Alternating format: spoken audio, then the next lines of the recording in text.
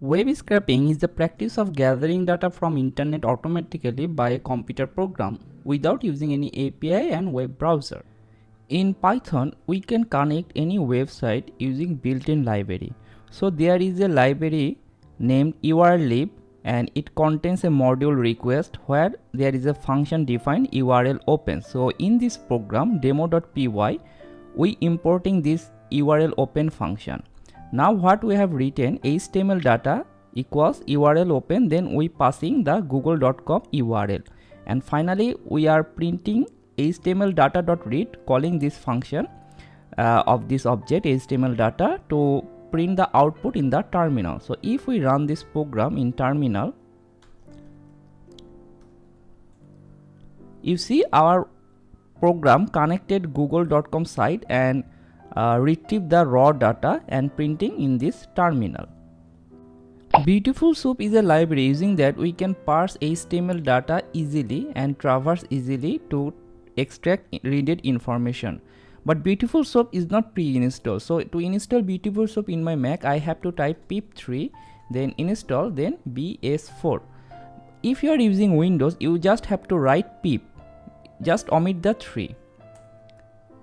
In my Mac, BeautifulSoup is already installed, so no new install is happening. So now I can use BeautifulSoup in my code. In this program, we are importing URL open function from urllib.request module.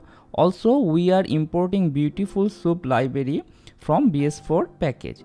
So here we are just like previous example, creating a variable HTML data where we are using URL open and to connect www.bbc.com, this website, and then this data will be inside this HTML data object, and then we are creating another object bs_object where we are calling the class BeautifulSoup, and then we are passing HTML data.read the data from this object, and then in the second parameter we have to define a parser. So normally we are using HTML.parser, and now we are printing bs_object.h1 the headline tag and then h1.string to clean that tag. So if I run this program,